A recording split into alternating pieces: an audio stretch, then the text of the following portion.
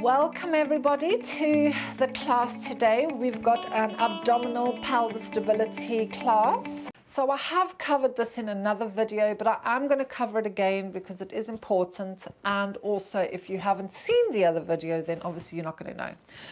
So I'm going to be going through something called flat back and flat back neutral spine.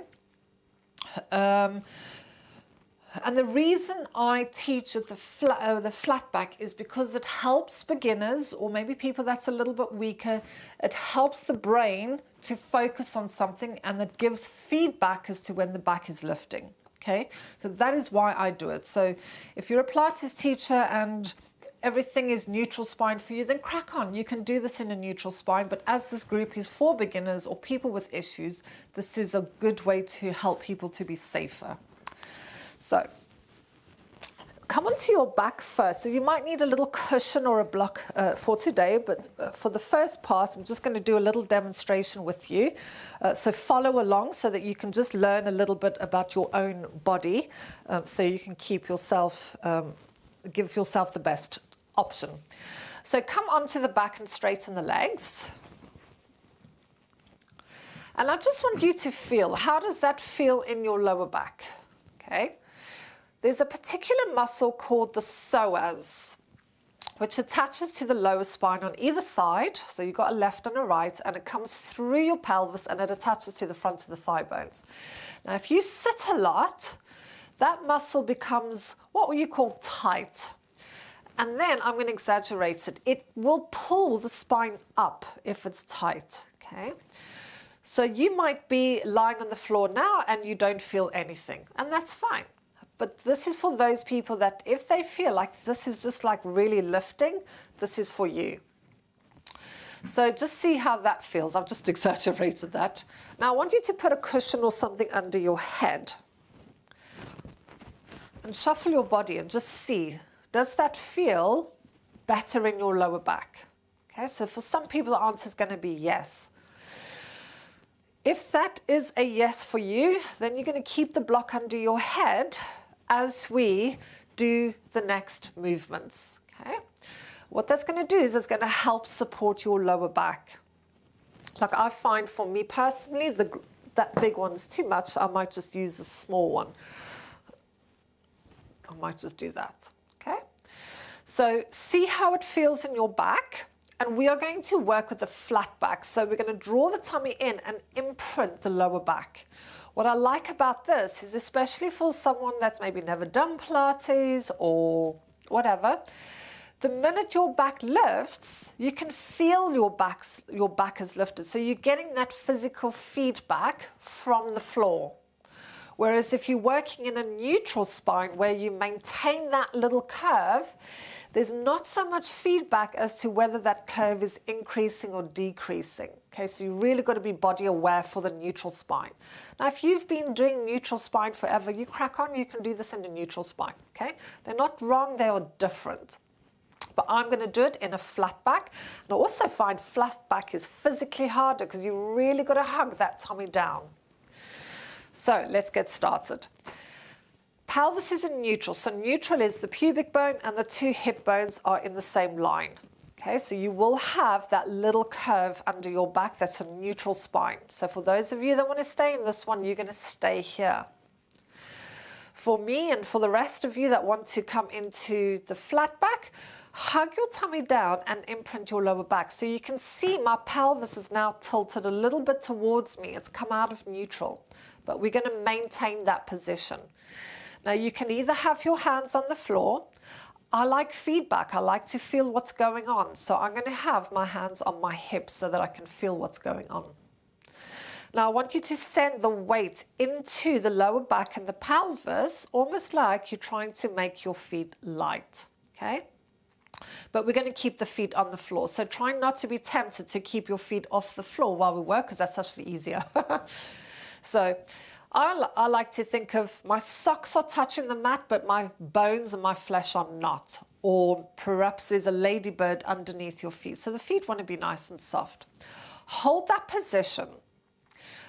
I'm going to cue breath with these because they can be a little bit more challenging, but you just do what your body wants you to do. The most important thing is that you breathe, okay?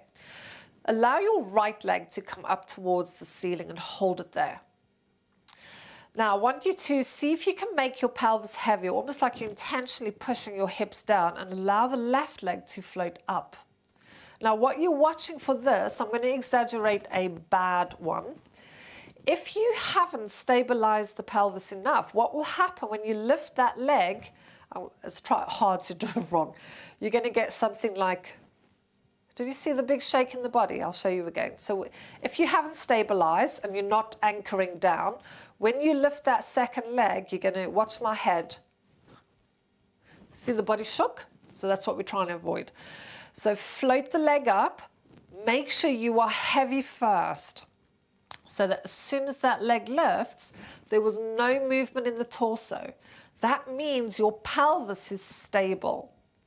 Now, start to send the right femur bone away. This is one of the hardest points that your core has to work because you've got both levers off the floor. When the toes touch the floor, keep it soft and then bring the other leg down. So now we're going to bring the left leg up. So left leg comes up. Now, your second lever's coming off the floor. This is harder. Bring the leg up. And I just want you to hold this one. Is your lower back touching the floor?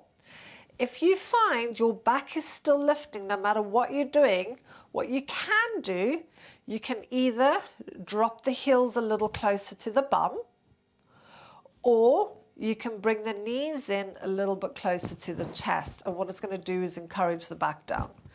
So again, I get so annoyed when I say, oh, that person's knee's in the wrong place. It might not be in the wrong place for their body and their strength and their ability, because we don't know what's going on in other people's bodies. So we shouldn't be so judgmental. Okay. So for those that want to go a little harder, perhaps you can send the knees a little bit further away from you.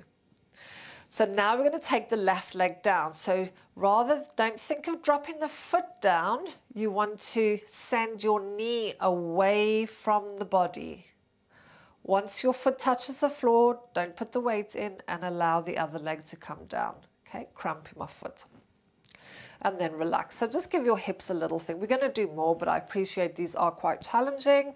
And if you've been following me for a while, you'll know that I have done nothing for the whole of September. I think it was September. Yeah, we're in October now. Just to give my body, my foot a break.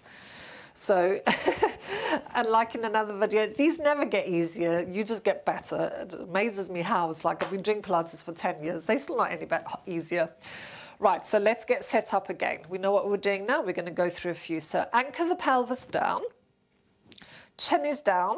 Shoulders are relaxed. Allow your right leg to float up. It doesn't matter, just start with any leg. Now, I want you to hug your tummy down, make the pelvis heavier, be aware that there's no movement in the head, and just allow the left leg to come up. Find that correct position for you. Does it want to be there, or do the heels want to be dropped slightly? Now, from here, right leg is going to go down first. Now, I like to do this with a long breath out. So inhale. Exhale. The reason I do that is that exhale, the core naturally pulls in. It's the strongest point of the breath. When the foot touches the floor, it's still nice and soft, and then allow your left leg to come down. If you feel like you need a break, relax, shake your hips or whatever, and then come back into it. If you don't want to break and you want to keep working, you stay in this anchored position. We're going to do left leg now. So exhale as you float the left leg up. I tend to focus more on breath with the double knee fold because there's a lot more going on. Breathe in, but I'm all clogged up, and then exhale. Hold it there, check everything. Is the back down? Shoulders are relaxed, face is relaxed, neck is relaxed. And then start to float. Did we do left first? Doesn't matter. So remember, this is the hardest part when that leg comes back down. And then bring the right one down. I get confuddled. That's the menopause brain for you. Sometimes I'm like, where am I? So leg comes up. Hold it there, anchor down, slowly, slowly, slowly. Bringing that leg up, good. So what we are trying to do is dissociation of the hips. We want the femur bones to move inside of those hip sockets without the pelvis moving. So it's really good for you as we get older to keep that joint free, to keep it mobile, good. And then once you come down, just give your knees a hug and a little rock. So the more stable you can keep that pelvis and move the femur bone in it, it keeps the joint nice and free, and then your range of motion will stay good as well. So these are quite important movements, especially as we get older. So the next one we're going to do is actually kind of reverse the starting position. So we're going to be starting in this position, but like before, if you cannot keep your lower back down, start with your knees closer to the chest or start with your feet closer to the bum. Okay, so you want to, but this is really important that you keep that lower back nice and anchored down. So bring your legs up and pick, just for a moment, see how it feels. Where do you want to start your legs from? Okay, wherever you can control the back. Now be mindful that you don't take an easier option. It wants to be, where can I keep the back down with effort? So if I had mine here, I could lie here all day. The back's down, it doesn't take any effort for me. Okay, I've got long legs, so naturally, automatically, if I had to pull my legs in, they're quite long, so all the weight just comes into this part of the body. You might have shorter legs. So I want to find the point where, yes, I can feel the tummy. So we're going to do something called toe tap. So it's just reversing that movement that we kind of just did. Now, right leg, I'm going to send the femur bone away from me, touch the floor, and bring it back up again. And other leg. Send it away and bring it up.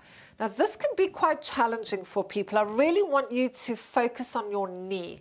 We don't want the knee, the foot dropping to the bum and then touching. So this is how not to do it. Can you see how little movement there is in the femur bone? Versus sending the femur bone away and bringing it back up. Okay? It's going to make it harder. Now, if for whatever reason you need to drop the toes to the floor to make it easier, then by all means you can do that. You can still feel it. I want you to find the point for you where it's challenging, but you can be safe. Pilates is not about hurting yourself. It's about finding the point just outside of your comfort zone, and everyone's comfort zone is going to be different. And every day it will be different. So send it away. The knee joint doesn't move. It's the thigh bone that's moving away. Cramp in my toe. So now, as you work through the knee folds, what's happening to the weight in the body? I'm going to exaggerate a bad one. So is your back lifting? Is it this kind of thing? Can you see how much the body's shaking? And it does happen, so you've got to be really aware. Focus on pulling in, imprinting that lower back. Send the foot down. Is your lower back still imprinting? Is everything still anchored? And then take it down. I'm just going to do a heel tap because I'm cramping in those toes. And actually heel taps make it harder, in case you didn't know that. It means your femur bone's got a little bit further away to travel. So that is one way you can make that harder. I'm just doing it because my toes are cramping. So anchor down, scan the body. Is your face relaxed? The shoulders are relaxed. Your chin is going towards the throat. Let's do one more. And then bring the knees in. Well done. And just give yourself a little circle. I like to give the back a massage. And then rolling onto the side. And bring yourself up. I love Pilates. Even after the hard ones, I'm like, yes, I did it. So that was focusing on pelvis stability. Like I said, really important as we get older because we get arthritis, we get all these things that affect our joints.